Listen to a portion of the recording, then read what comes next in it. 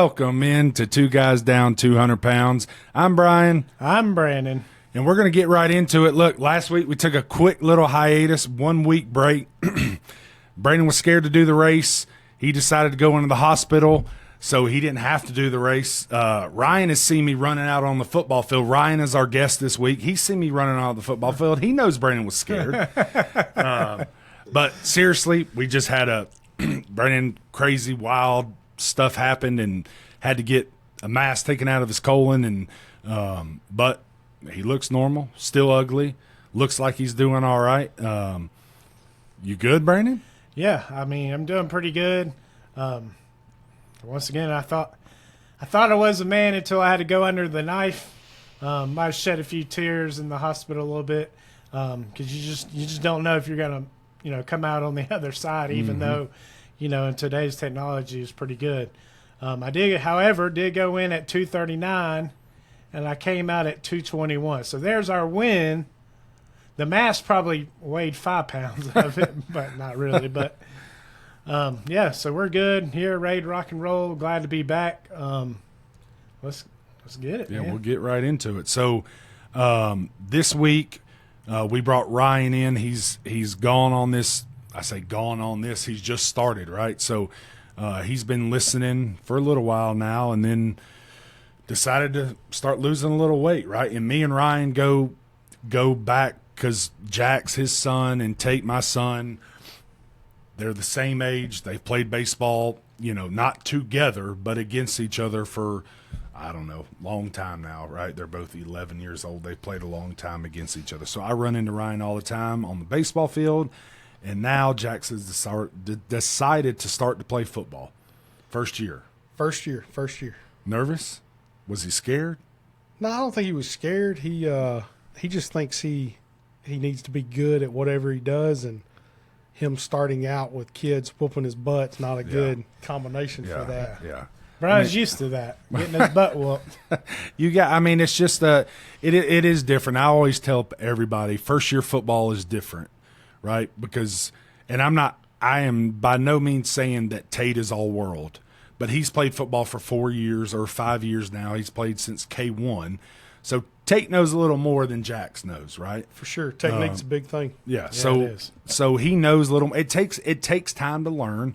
I think Jax is going to be fine. He's a big kid. Jax is a big kid. If he's anything like his dad over here, dad's a big boy here, so he's got a lot of potential if he gets that size. Yeah, Jax is already 6'9" as a freaking 11-year-old. I know he ain't that tall, but Jax is a big kid for. I think he's the tallest fifth grader that he's got to be. He towers Tate for sure. But it's just learning. But my God, how tall are you? 6'4"? 6'3". Yeah, Jeez. Ryan's a big dude too. But so we'll get right into it. I know I've been talking to you and you've been listening, and then all of a sudden, bam, you're ready to go, right? Me and Brandon talk about chasing Mondays. Me and Brandon did it for a long time. Always, hey, we're going to go Monday. And then Ryan texted me. He got started on a Saturday. And Saturday is an odd day for anybody. And it's a hard day because, usually like me and Brian, Saturdays are our Taco Mac day, pounding some beer days. Like, starting on a Saturday is rough. Yeah. So why'd you just go Saturday? All of a sudden, bam. Well, Jackson and I have been listening to this podcast on the way to and from football. He's listening pretty well with me. Been saying I'm going to diet, haven't done it. This is Jack's first year of football. Has been hard. First couple of weeks, he didn't think it was fun. Asked to quit a few times. A lot of running. It's been good for him. Kind of made a deal with him that if he'd stick out football, I'd hop on a diet. I'd do the best I can while he's playing. We'll set a goal and see where it goes. And Saturday was, Jamboree Day, and we'd listen to you guys' podcast, kind of binge listening and catching up. And, those putting off things on Mondays, you just keep putting it off. You get to Monday, you put it off for Tuesday. So kind of woke up motivated and, said, I'm going to text Brian for some accountability and let's start on Saturday. And kind of y'all's point, y'all may have Taco Mac Saturday, but after the Jamboree, we went to Texas Roadhouse. Like, Yeah. you know how hard it is to sit there and not have a roll, like on day one of a diet. And Oh, yeah. that's part of our overrated, underrated that Brandon is. wrote that you don't even know about Yep, yet. Brandon didn't know about it I either. didn't even know. But I saw that overrated, underrated question. I was like, oh, I already know he likes Roadhouse, so we're gonna get this one going.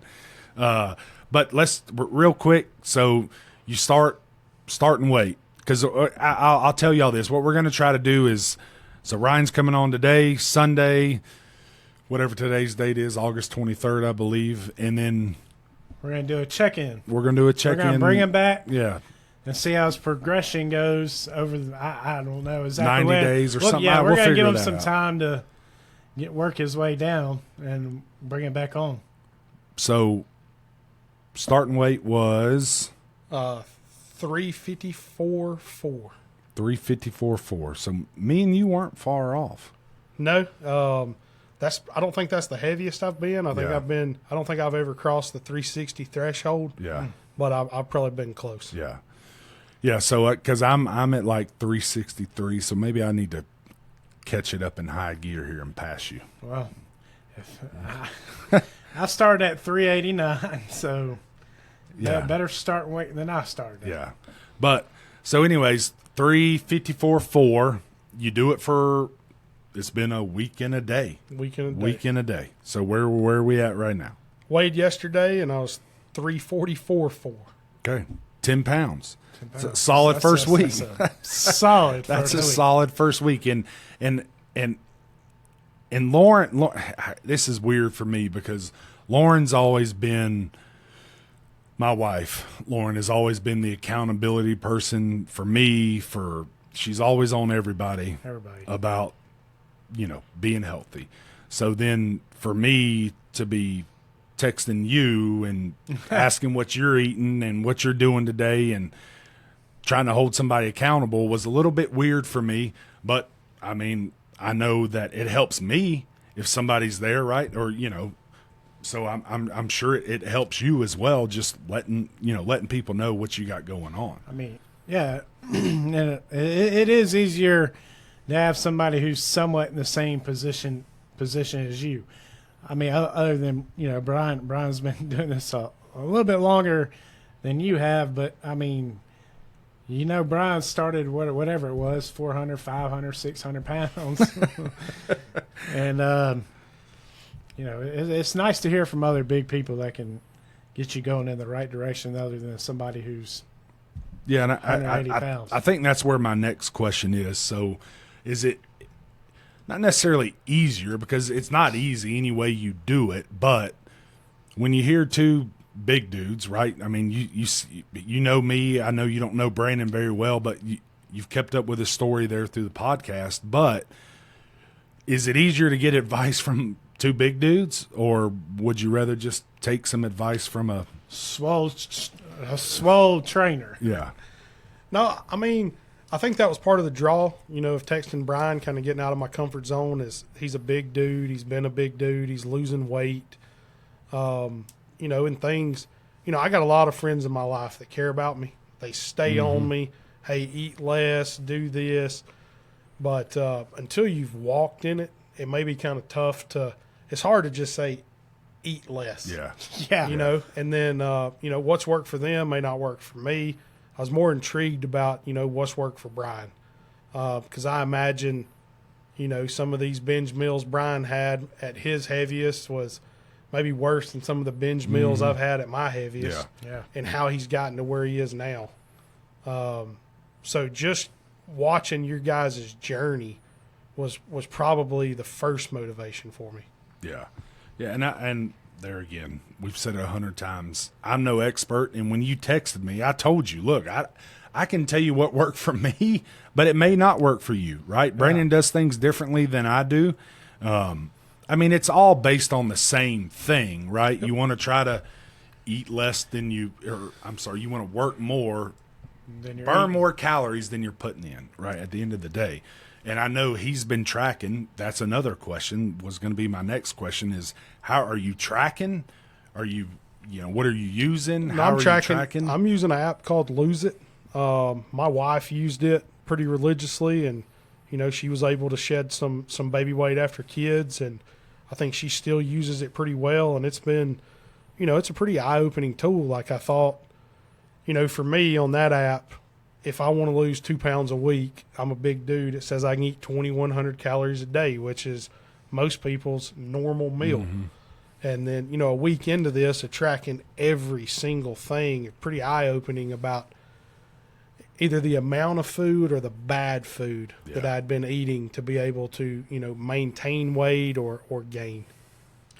Yeah, and I think that was the thing with like whenever I was tracking was honestly it was like seeing everything you could put in, but then when I started eating healthy, I realized like, you say I don't even know what mine was. Mine may have been 2,100, 2,200, but when you start eating healthy, you start realizing like, God dang, that's a lot of food. Like when you're eating healthy now. Yeah. Now putting down a Big Mac or whatever, that's probably 2,000 calories in itself. But when you're eating healthy and you're eating salads and greens, it's like trying to get to 2,100 is actually kind of hard.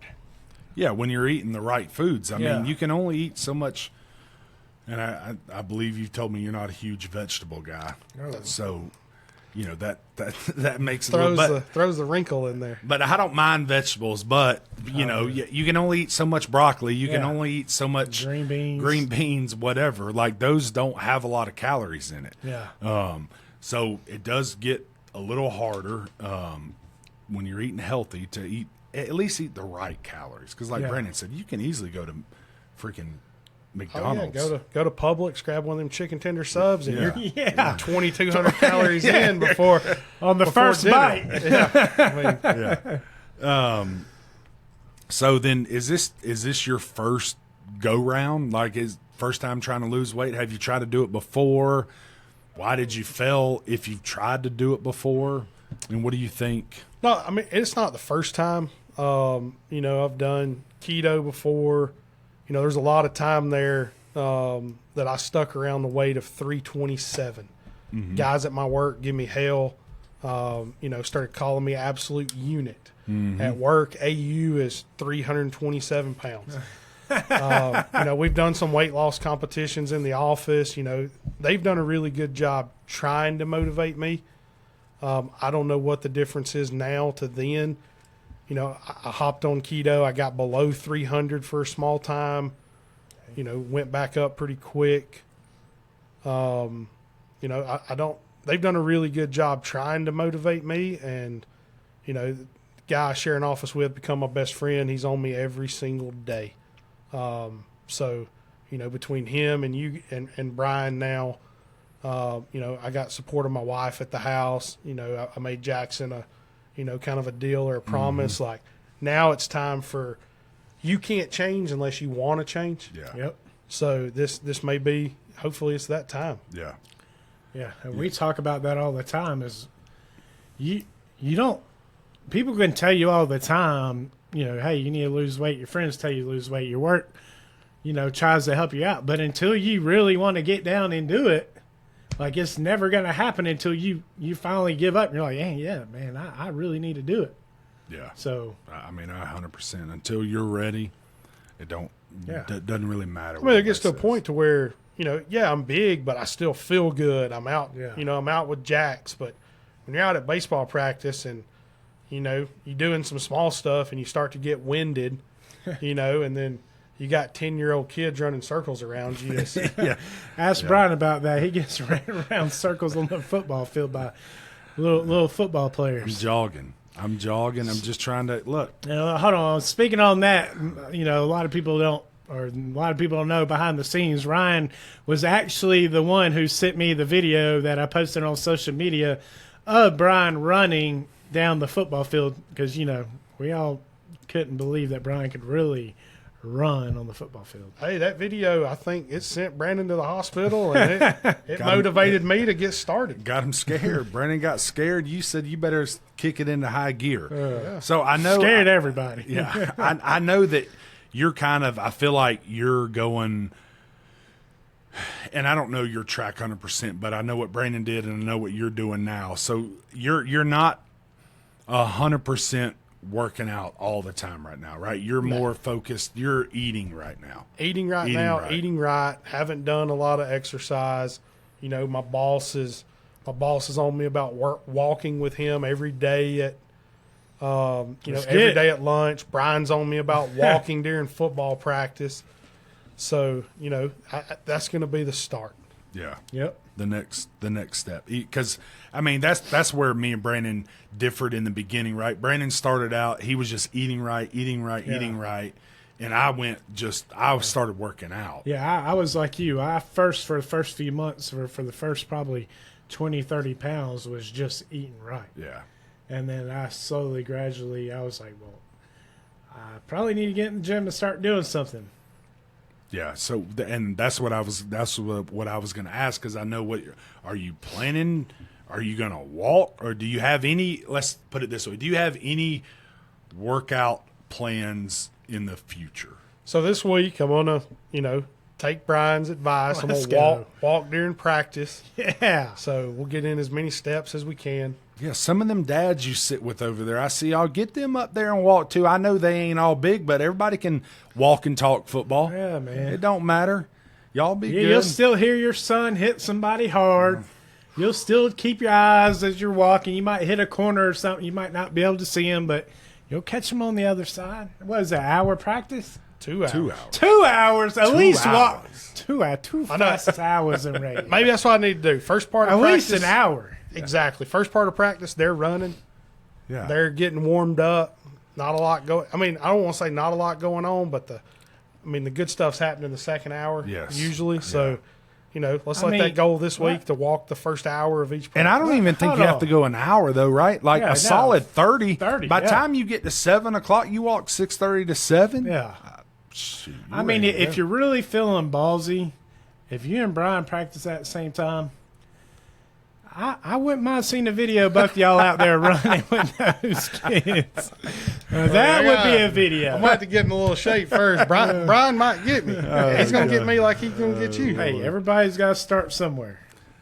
So we're talking about exercise, and I don't know, because I didn't really have one at the beginning. I wasn't sure, but is there a goal weight? Are you trying to get somewhere? Well, Do you know? This podcast made it pretty easy. 2 guys down 200. Like sometime next year, let's have a 3 guys down 300. Like 250 would be. I'd be really happy. That'd be freaking awesome. Yeah, and there again, it ain't going to happen next month. I mean, I know you know that, but it'll come. You just stay consistent, right? Me and Brandon talk about all the time. You just got to be consistent with it. Not saying you got to be consistent every freaking day, but hey, I could use another buddy on the podcast that could do some work on the podcast other than just myself. And what Brian just said, you don't have to be. It's not every day. I texted him one day this week. I was going out to eat with some friends, and it's a tougher place to eat. Ask his advice. Hey, what should I get? He said, this is probably the best for you. He's like, but it ain't going to kill you if you get a burger today. Yeah. I mean, I still believe in the cheat meal, so I still got to have a cheat meal even for me to even stay on track. And my cheat meal sometimes nowadays lasts the whole weekend. Yeah. So, but I do eat good Monday through Friday, or, Mom's cooking on Sunday. Sometimes I'll throw in a cheat meal on a Tuesday, or for your instance, like a Wednesday that freaking – you got to have it, dude. There's no way. If you don't have a cheat meal, to me, I can't stay on this. There's no way. I mean, I had Wingstop yesterday. I had barbecue wings, garlic parmesan, and lemon pepper wings yesterday. God almighty, that's Jesus. Well, let's cancel this podcast. What are we doing? Hey, you also got to realize I was in the hospital for a week That's true. with wasn't eating nothing. So you're trying to gain them 18 pounds back. I'm trying to gain them back. And my only problem with the cheat meal, I just don't like to call it that, because I feel like when you say a cheat meal, you limit yourself to one meal a day, right? And then when you have that one cheat meal, then you don't feel like you can eat the rest of the day, right? I agree. I mean, because we just talked about this pre-show. It's true. Right? He had this. Go ahead and tell Brandon what you had today. We went to a place in Kennesaw base camp, and I had a Nashville hot chicken gravy biscuit.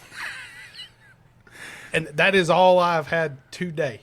But see, with about 2 gallons of water. But see, that's what I'm saying. So you that's not even. I mean, that's really not even that bad. Then you add in the 2 gallons of water. I mean, if you really drank 2 gallons of water, that's freaking impressive. Yeah, I mean, that's what I get at is just the cheat meal. I don't like the label because I just feel like you're limiting yourself to one cheat meal a week, and then in all reality, right? If you went Wednesday to lunch with your boys at work and you had a burger and then you had a gravy biscuit on Saturday, it's not that big of a deal. It's not. It's really not. I mean, but okay, in your head, you think it is, and that's the problem. That's the problem. Like I tell people all the time. The problem, matter of fact, I went and got all my blood work done on Thursday or Friday, and then maybe the Tuesday before I did the in-body for my month. I did the in-body, got on there, and she was like, "Well, what are you eating?" Everything. And I was like, I don't think you want to know because I know I don't eat enough. Because in my mind, see, that's what I do. A lot of times I do what you do. If I have a bad meal for lunch, then I'm not going to eat the rest of the day. And that's honestly, it's probably not what you should do. Yeah, probably not. It's really not. But in a big dude's brain, at least in my brain, maybe not in your brain or your brain, but in a big dude's brain, that seems like the right thing to do, right? You eat a 1,500 calorie lunch or brunch, whatever, and then you're like, well, I think I'll be done, right? Yeah. But it's probably not the best thing to do. At least, I mean, it's not that good. At least it's a little something in the afternoon, but I mean, yeah. I don't know. I don't know. I ate a sandwich for lunch and I had Mom's cooking for Sunday dinner. So yeah. Which Mom's dinner wasn't. And I had breakfast today. Yeah. But so I know you haven't done the working out point, but I know you're going to get there hopefully this week. But I think you can answer this question. What do you think is going to be harder? Working out or controlling what you eat? I mean, that's a hard one for me to answer. So I'm just that is hard. I think they're both going to have hard aspects of it. I talked to you guys a little bit before we started this, just tracking what I've been eating on Lose It. And you see, there's some days I haven't hit my calorie goal, but I'm not hungry. Yeah. And so then you got to think about, well, hell, what was the amount of food I was eating and the bad food I was eating before. The tracking hasn't been as bad as I thought it was going to be. Yeah. But I'm also not someone who has just gone to walk or gone to the gym to work out in a long time. Yeah. So to get started back on that, I think that may be harder for me. Yeah. And so kind of spin off of what you're saying. So after the surgery, I can't really be in the gym or do much walking for the next 6 to 8 weeks, and then I get another surgery and I got to go another 6 to 8 weeks. And the only thing I can do right now is just eat right. Like I can't even go in the gym or do anything, much less even be able to walk that much without even freaking feeling like a 500-pound dude out of energy. Yeah. So I have to focus on eating right, which to me is kind of the opposite. Is for me, going to the gym's easy. For me, it's eating is the hardest. Yeah. So trying to eat right for me is hard. Yeah, and I'm the same way with Brandon. Like my biggest thing has always been the eating. I don't mind working hard. I mean, I may be, Ryan sees it at practice. I may be 360 pounds. I don't mind running at practice. I really don't. I don't mind putting in the work. It's the freaking food that just wrecks my world. Because there's good food everywhere. Yeah. Like, it don't matter where you go, fast food, Zaxby's, McDonald's. And for me, for instance, like usually for work, which I'm out of work for a while too, but pulling into a fast food joint is easy, and it's just good food. I mean, Taco Bell. I mean, who don't want to go to Taco Bell and throw down a few soft tacos? I mean, there's just good food everywhere, and the temptation of food for me is just it's like one of the hardest things. And I think some of it too, and maybe y'all can relate to, but I think, I've told Lauren all the time that getting up to 490 pounds or 489, whatever it was, like food was, and we've talked about it, right? Food was an addiction for me. Yeah. And it's hard, right? Like you got your drug addicts or alcoholics, whatever, they're addicted. I was addicted to food. And that's why, like what we talked about with you just a second ago, that's why when I eat a meal like that, that's why I like shut down, because I'm afraid that I'm going to eat that one meal and then I'm going to carry it on to Sunday night. And then I'm going to eat a bit because the addictive things, it just scares me as a big dude. And that's why I don't,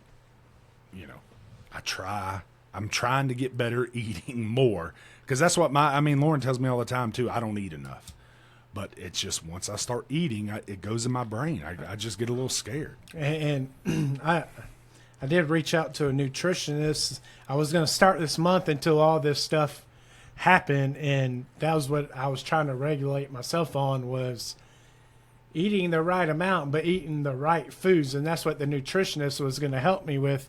And she actually texted me, and I never even got back to her telling her how all this had happened. Yeah. But that was my next goal, was to get a nutritionist and eat right and eat the right amount, so that way I could get off this mindset of, I can only have one big meal today.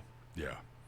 Yeah, and Ryan, I know you're still new at it, but I say new at it, but you're starting this thing, I'm sure, here, and when we check back in 3 months, you're going to have all kind of stuff to to run about. But I guess because my biggest thing, and you talked about Jax, wanting him starting football, and you, like, it is the family like a big reason? Like, you think your wife, your daughter, your son, like, is that like a reason? Because me and Brandon say all the time, we've said in podcasts, you don't see many 80-year-old 380-pound dudes.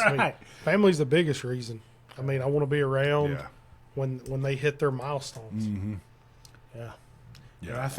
And I'm not saying that us three big dudes here can't make it to the milestone, but I guarantee you the odds are not in our favor. Yeah, but thing is, we got time to get there. We do. We got time. That is the good thing. It's not like we're at the end of our lives and not going to hit our goals. Yeah.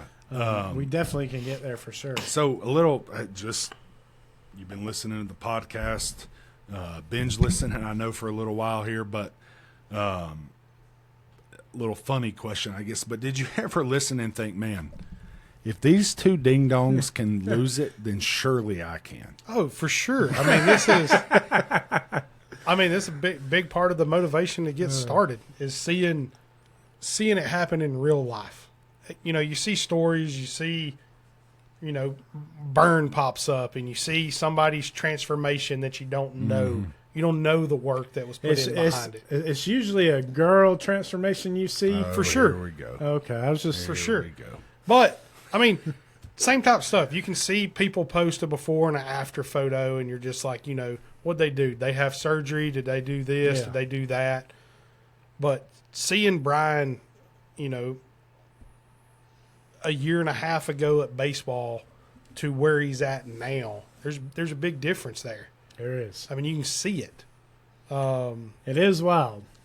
And if Brian can do it, anybody can do it. I agree. As long as you just put your mind to it. If that ding dong can do it, trust me. And I don't even take that as a knock or whatever, because I believe those exact words, that if I can do it, then I believe anybody can. I use the excuse, I need to lose some weight before I get in the gym. I need to lose some weight before I hop on the treadmill, blah, blah, blah. But if Brian can start working out at 479 pounds, then it cuts there's a lot of excuses why people don't lose weight. No. And I agree with you 100%, Ryan. But if Brian can do it, or I can do it, even at 389, I mean, my God, when we started, we weren't fast motions by any means. Like, we might have been a 2 on the treadmill. Yeah. We might have been a 1.5 on the treadmill and been dead. But we all started somewhere. And I can guarantee you, if you got the will behind it, like me and Brian, this is for everybody out there. If you got the will behind it, you can do it. Because trust me, me and Brian are carrying like 4 people on us, is what it felt like. We were. Not no more. And freaking, if we could carry that much weight and go to the gym and eat right, then everybody else can that listens. So another, I guess, tied to the podcast question, just because I don't know, kind of want to know. If you didn't listen, do you think you would have jumped on it? Or is it 50-50? My guys at work are on me pretty hard, and it hasn't motivated me to jump on it. Yeah. So. Just you needed a little bit. You just heard a little extra push there. Yeah, right? That's it. We ain't all the credit, but maybe a little bit. And I mean, honestly, you actually probably have a better foundation than me and Brian did, because I mean, yes, my work is like your work. My work was really, I mean, they weren't like, hey, you're fat, you need to get out there. They did just encourage me to start running, because they ran 5Ks all the time.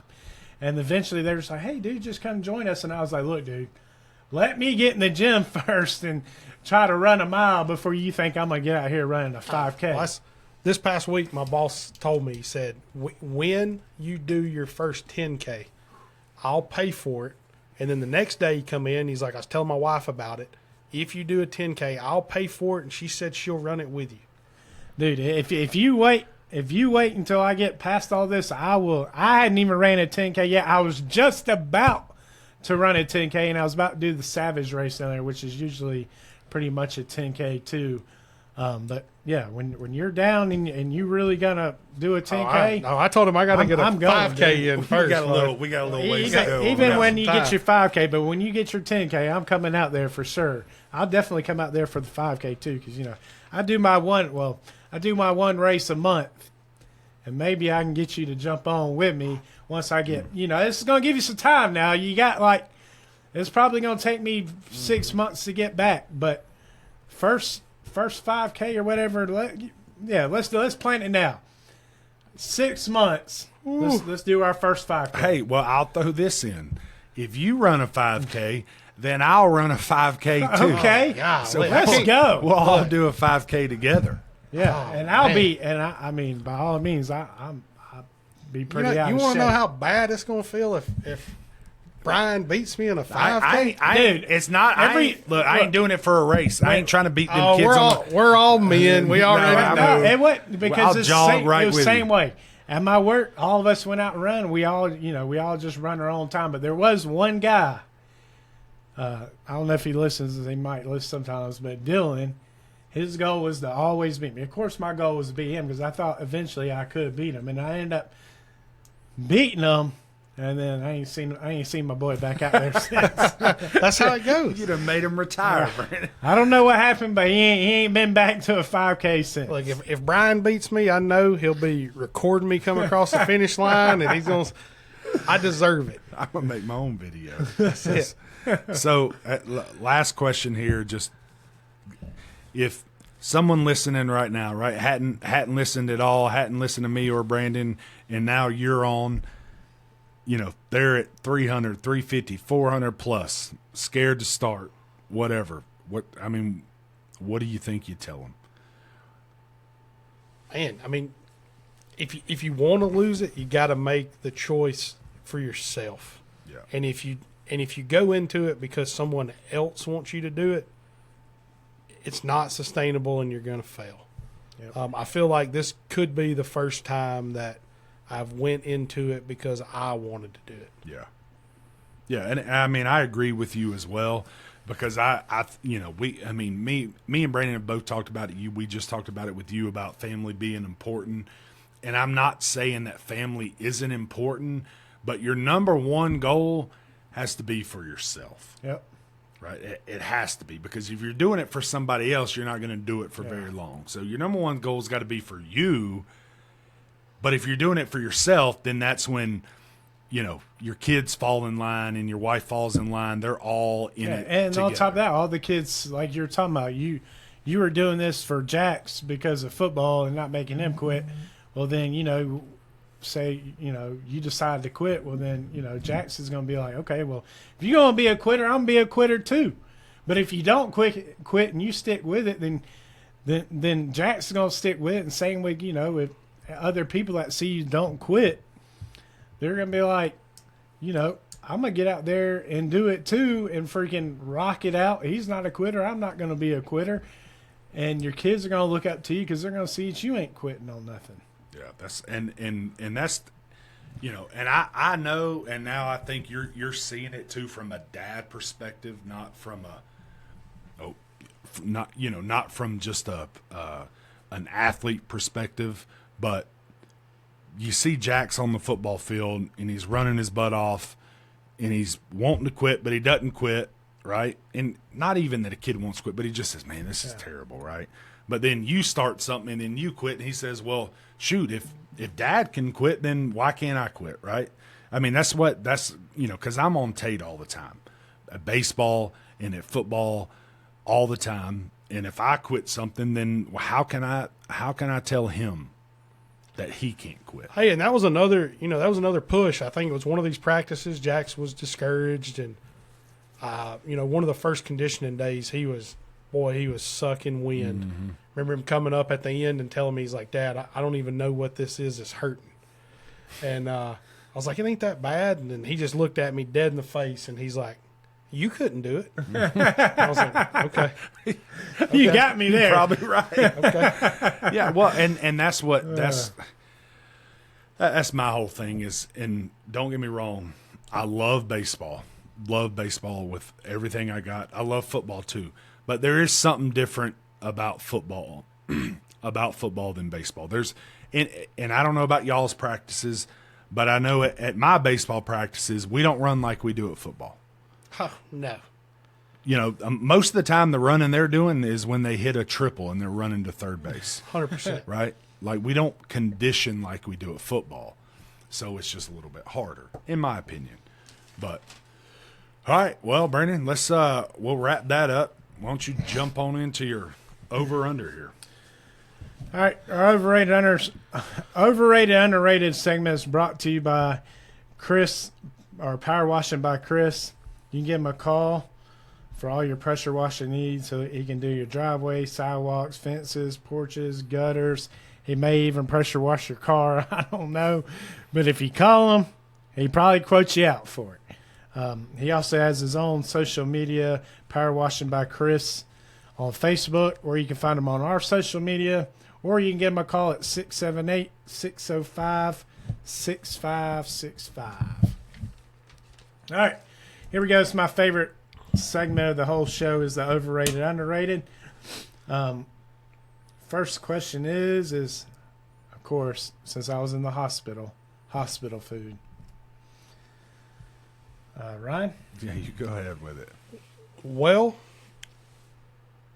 if it's what they bring you in the room, it is overrated. Yeah. If you can go down to the restaurant, like Wellstar, Kennestone, when my wife was there with when we had the kids there, if you can go down and get food from the restaurant, that food is vastly underrated, in my opinion. There was some very good food there. Yeah, I'll agree with you. I even know the name. It's the Bistro. The Bistro. That's right. I've had 3 kids not me. Lauren has had 3 kids at Kennestone. I've been to the Bistro. I will agree with you. I think we're all going to agree on this. The food they bring to you is trash. I mean, overrated as overrated can possibly get. Yeah, bring in the food. I agree with y'all. I mean, obviously I just went through it, but trash. But we actually had our kids at Northside Hospital, which same thing. Hospital food's great, but the good thing also and a bad thing at Northside is they have a McDonald's inside too. Inside the hospital. And it's open. Some don't seem right about that, Brandon. They're creating patients. That's right. So that is underrated, and plus, not to mention, it's obviously open a whole lot longer than the cafeterias or the whatever they call it there. Their food in the cafeteria is really good, but then you add a McDonald's there late, and you can get a Big Mac, and trust me, that line's long. God, But yeah, that's not right, is it? Over here don't giving see you a that. heart attack down there. I know. Freaking McDonald's, but hey, I'm telling you, we appreciate probably the patients that send their significant others down there instead of eating hospital food. Probably appreciate it too. Next question is, we'll start with Brian on this one. Adults bringing a glove to a Major League Baseball game.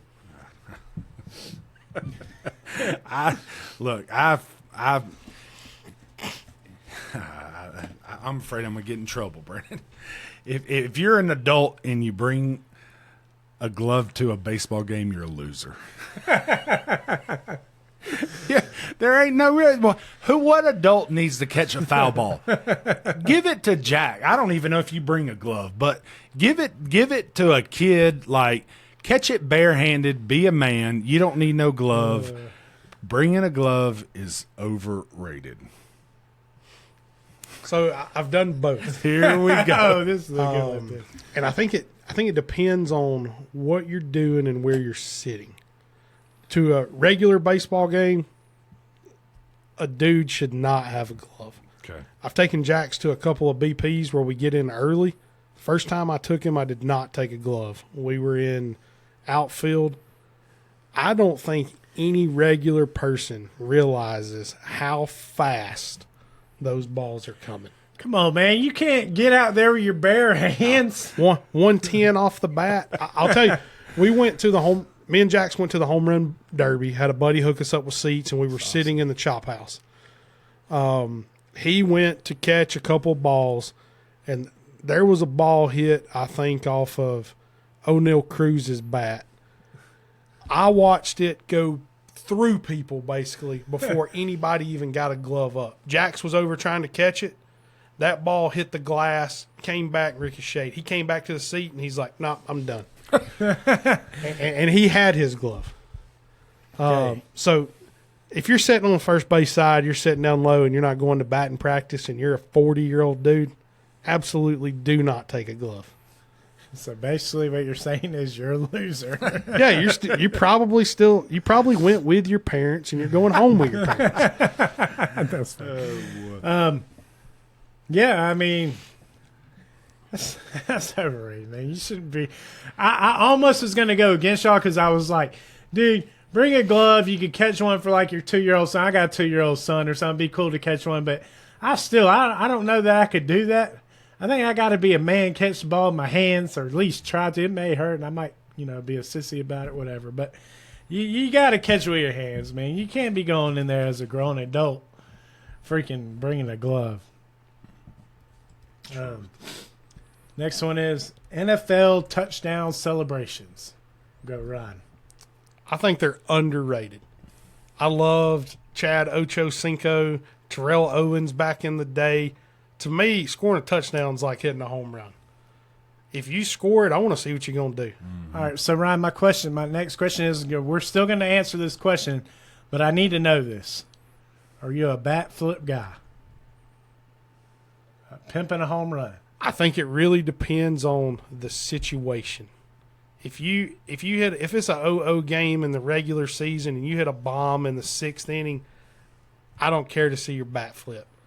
If it's World Series Game 4 and you hit a bomb to put your team up, man, pimp it all you want to. All right, Brian. Well, I'm going to touch on the pimping real quick because Tate's here 11 we years go. old. He's only hit like 5 or 6 home runs in his entire life, which I'm great. If he hits a home run, I want him to bat flip to the moon. I personally like celebrations. Like, how many home runs have you hit? You, Jax, Brandon, me, Brian. Like, we don't get to hit a home run. The chances of you going MLB are low anyways. Chances of hitting home runs are low. So if you hit a home run, pimp the bat, do your dances around the bases. I'm all for it, man. I could care less. you know- I mean, look, real quick. me and Ryan are playing in a baseball game and Jax hits a home run, I hope he pimps it. And it's against me. I hope he does. I love the excitement. I love So it. it was kind of funny because I think it was yesterday or the day before. It was actually Matt Olson when he was playing at Parkview. He hit a home run and he pimped it. But then and it may have even been the state championship game. I can't even remember what the article exactly said what game it was. But then the next day he felt bad and texted the pitcher and was like, sorry, I should have never pimped that home run. And you're probably talking about some dude who's hit freaking ton of home runs in his life. Yeah, he felt sorry that he freaking pimped a home run. I just think maybe once you've done it, once you get to college and or even high school, right? Because even making the high school ball team now is hard, a lot harder than it was back then. But maybe once you get at that certain level, I just think there's got to be some kind of celebration. But don't be mad when you come up to the next AB. You get paid. And Jax puts a 60-mile-an-hour fastball and takes rib cage the next. Hey, and I'm okay if Jax pimps one, but it better be gone. Gone. Like he was better pitching hit it this to the year. trees. Big kid off of Canes in Carrollton thought he hit one off of him. He bat flipped it. He jumped 2 or 3 times down the first base. Center fielder caught it at the wall. No, those I like to see because that's pretty funny and embarrassing at the same time. But Brian, can you give us an answer on real our quick. NFL touchdown? I mean, I think my answer is going to be obvious. I think NFL touchdown celebrations are underrated. I want to see everything you got. Bring the popcorn like T.O. did. Man, NFL touchdown celebrations. Dude, we just got on talking about it. You just said yourself that if you made it that level, what are we celebrating? Like, I did like Ocho Cinco's. He did have some good football celebrations. But, dude, let's be for real. Dude, they've scored 100 touchdowns in their lives. In the NFL, they probably scored 100. We can't just score and act like we've been there before. We really got to get out there and do the Ocho Cinco crazy stuff. Why can't we just score? Let's get off the field like we've been there. So if we put you on the field tomorrow for the Falcons, you score a touchdown. You going to drop the ball and run back? Heck yeah. I'm going to drop the ball. No chance. I'm going to run back to the sideline No like I've been chance. there, like that was my 100th touchdown, because if I did score one, I probably did. 0 chance. Now, yeah, if me, who ain't never scored a touchdown in his life, yeah, I will go out there and do a celebration. But you're talking about a dude like Ocho Cinco who scored probably 15 in one season. Maybe he had 20 celebrations lined up. Oh, he did. I want to see it, baby. All right, next one. A good coach should be feared a little bit.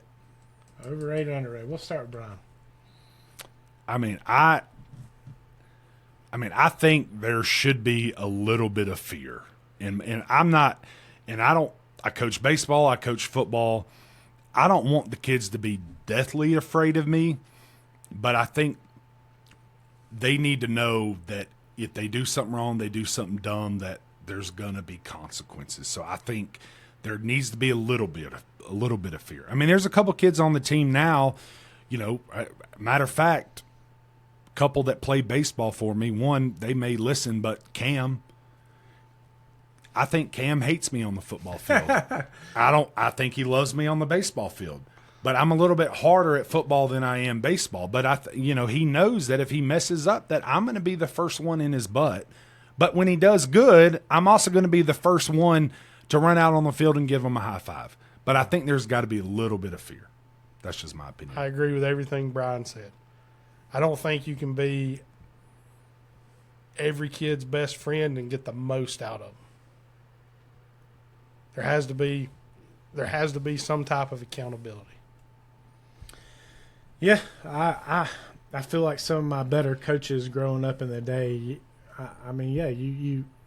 tend to fear them a little bit. I'm not saying they couldn't be a player's coach, but yeah, I mean, when you messed up, I mean, you wanted somebody to get on. Mm-hmm. You wanted somebody to, you didn't want to go out there and you screw up and the coach would be like, oh, that's all right, just get back out there next time. I mean, yeah, you want that too, but you want the fear of, how do you expect to be good if there's not a little bit of fear in there? Yeah, I agree. I mean, I don't know. I think most people our age, I think they would say the same thing. Like, I don't think that's a very tough question in my opinion. But The next one is like Brian said, I didn't know you ate at Texas Roadhouse. I only done this because when I was in the hospital, somebody brought Annette Texas Roadhouse, and Annette's number one thing they told him was like, please bring me the rolls and the butter. So Texas Roadhouse rolls. Man, when you are off a diet, they are underrated. Right now, boy, they're so overrated. It's tough. I think I've eaten there twice. I think I ate there Saturday and maybe one other time this week with the kids, and I hadn't had a roll. I mean, look, I just there's probably going to be some mad people here, but it's just bread. I was about to say the same thing. It's just a freaking roll. I mean, I can cook a roll and put butter on it, cinnamon butter at the house. There ain't nothing. Why? Just because you're at a restaurant? That roll's overrated. It's just a freaking It's just because roll. they keep bringing them. I'm kind of on the. I didn't know me and Brian would go on the same side as this too, but I'm the same way. It's bread. I mean, honestly, and it's been a long time since I've been to Golden Corral, but I can go to Golden Corral and get the same bread. You just give me the little whatever cinnamon butter, and it's gonna taste the same. Like I don't know. I'm not. So, To me, it's the same thing like we've talked about in the past, Brendan. It's like a hot dog spot. yeah. A hot dog is a hot dog is a hot dog. Same way with a roll is a roll is a roll. I mean, you're just feeding me the same thing, and because I'm at Texas Roadhouse, Maybe because at Texas Roadhouse, they're serving to you hot and ready, baby. maybe I don't. And then you get, It's just bread. It is just bread. But I mean, I'm not hating on them because when I do go, I'm going to eat a basket. So, I mean, I'm not going to sit here and hate on them like I don't like them. I do like them and think they're really good, but I do think, there's tons of places that has good rolls, not just Texas Roadhouse. Next one is well done steak. I don't think there's much out in life more overrated. Yeah, I mean, I don't even know that that's really a discussion. I thought that was going to be a good question, just because some people do like it, but might as well be eating a leather belt. So I'm gonna say overrated. Yeah, I'm not chewing freaking 50 times on one little piece of steak to try to get it down. Mine's got to have a little bit of a heartbeat in there. We do that. We just call it jerky. Yeah. So hey, to touch on that real quick, if you don't like it well done, then where are we going here? Medium rare to rare. I'm same way. Medium rare to rare. Yeah, I mean, I'm going rare all day.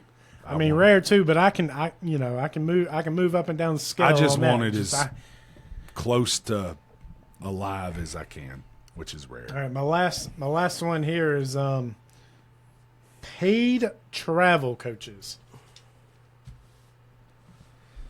It's a mixed bag. I've seen some really good paid travel coaches, seen some really bad travel coaches. I've seen some really bad dad coaches, seen some really good dad coaches. Man, that's really tough. A really good paid travel coach, I think, is underrated, but I think the market is oversaturated. I agree with that. And I don't even have a kid in baseball yet, so I hadn't even truly went down. All I really known is, even growing up is my dad being a coach or seeing Brian being a coach. And I mean, I ain't going to be tooting any horns around here, but I do see Brian. I do see him coach baseball. I do see him coach football, and I think he does a pretty good job, and he's not a paid dude. But then again, there is legit good paid travel coaches out there. But I think there's got to be a cutoff somewhere on paid travel coaches. Believe it or not, I think there needs to be a qualification. But, just because you have the qualifications doesn't necessarily mean you're fit to be a coach. Some people have played the game or even in pros and just don't know how to teach it. And that's where I'm at. It's a little overrated. For me, it's just it's an age thing to me. And I don't know, we've only been at Warriors, so I've coached and CJ has helped me coach. But I know, and CJ will listen or may not listen, but, CJ was Gatorade High School Player of the Year at North Cobb and great catcher and got, committed to Alabama and got drafted. And then he came with us and he started coaching. And I don't think that he was the best coach in the beginning. Yeah. But anybody else would have signed him right up because of what his accomplishments were, right? I think CJ now is a lot better coach than what he was, but I think he had to learn how to coach the game and not just expecting every kid to know what he knows, right? Well, age is a big thing in that. Coaching an 8-year-old is a lot different from coaching a 16-year-old. Yeah, and I don't know. That's a hard one for me because I personally think that maybe once you hit, I may be wrong. People are gonna. I think after Cooperstown, once you get to 13U, I think paid coaches may be the way you need to go. Right, your kids are hitting puberty. They're getting up in the upper middle school thing. And some people aren't going to agree with that. Some people want paid coaches now. That's fine. I don't really care what you want to do. But I think you can also if you find qualified people, they don't have to be paid. So I guess if I had to, I can't even really answer. If you're under 12, I'd say overrated. If you're over 12, I'd say underrated. Yeah. But that's just my take. We good? Yeah. We're good. Real quick, we're going to do, since we got Ryan here, we're going to do a Would You Rather. We've done it the last couple times, but starting to turn into one of our favorite segments, we kind of like doing it now. And I like doing it with a guest because it's another little, they don't know what we're asking. So we'll start this one out with working out. Would you rather do cardio every day or never lift weights ever again? So you had to pick one. Either do cardio or lift weights. Would you rather? I'd probably rather do cardio. Dang. I didn't think that. I didn't think you were going to say that. So I would much rather lift weights. I honestly, in all reality, I hate running. So lifting weights for me, I'd much rather lift weights all day. And I think Ryan didn't really explain a little more, and maybe he don't even think about this, but I think it depends on where you're at. Like me being 363 pounds, if I had to choose right now, I'd say cardio. Yeah. Because I like doing cardio. I burn a lot of calories. I'm losing weight. Right? Brandon's at a point where the weights is what he wants, right? They benefit him more. He wants to get bigger and bigger, where, right, me and you, Ryan, we're still trying to shed. But also, don't get it twisted. I hate running, so I don't even know if I mean, you're making me choose here. So if I had to choose, I'm going to choose weights if I was 389. I don't like running, but I just feel like in my brain right now. So you would give up weights to just do cardio all the time? To lose weight. Okay. I mean, that's where my brain sits right now. I can't argue about it. Sure, but I mean, don't get me wrong. I don't like running at the end of football practice, but I do it. But your fat butt gets out there and does it, huh? Yeah. All right. Sports one. Would you rather be an NFL coach, head NFL coach, or a head college coach? Now, when I say college coach, I'm not talking about being a college coach at, no disrespect, Kennesaw State. I'm talking Division I, UGA, Alabama, Ohio State. If you'd asked me this question 10 years ago, I'd have rather been a college coach. Yeah. But in today's climate of NIL and you're having to recruit the players you've already recruited, I'd rather be an NFL coach. Well, it's really hard because I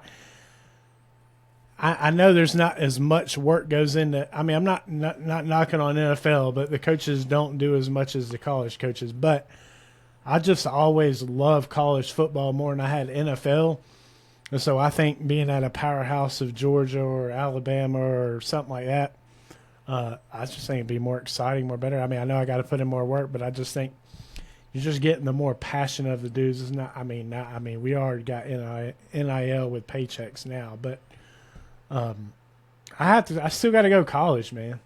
I mean, as weird as this is, I think I'm kind of with Brandon. Like, there's still something, even though NIL is there, and maybe this is a South thing, right? Because in the South, college football is so much more loved than maybe some of the other parts of the country. But there's just something about college football, man, that I'd love.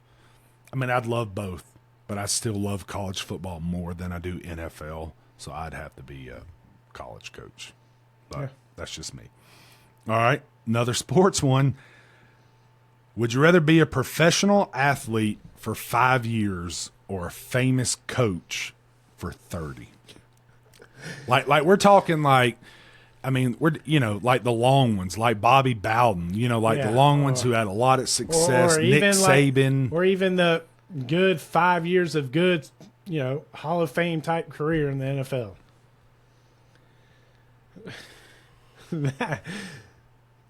Man. That one's hard. That one's really, really hard. God, man, I mean, to me, it's easy. I'll answer it. It's an easy one for me. I'd rather be a professional athlete for 5 years and play the game. I think because it's just the competitor in most people, I think I'd rather play the game for 5 years and be good. But that's just me. See, I guess I can answer this now. I kind of got it. See, for me, I think it'd be more sweet to be like a Nick Saban for 30 years and be known in the GOAT of football than freaking a 5-year short tenure of NFL. Ooh. Give us the answer out there, Ryan. I think I'd rather be the player. Yeah. Okay. I mean, I think the player. The player for 5 years, though, you're talking about being the GOAT of. I know, I'm but not just your average college coach, but I mean, you're talking about being the GOAT for 30 years of college football versus a 5-year tenure of the NFL. I mean, it could be anything. I'd take 5 years of being Shohei. That's what I'm saying. See, we didn't preface the.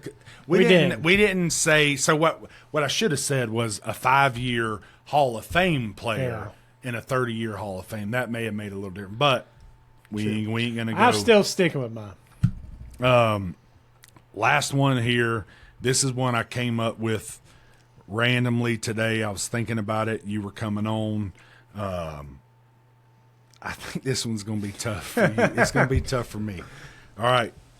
Would you rather kill a 190-inch deer or watch Jax hit a game-winning home run in the World Series? Dang. I'd rather watch him hit the homer. God, I knew you were going to answer that quick. I'd rather watch him hit the Well, homer. I guess the question is how many big deer have you shot in your life?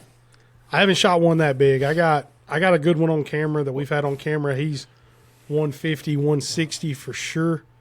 And I debate back what I'll do if he comes out and Jax is with me. Mm-hmm. Whether I shoot it or let him. I think if he shoots it, I'd be the happiest I've ever been. But I also think it'd ruin him on hunting for the rest of his life. Oh, yeah.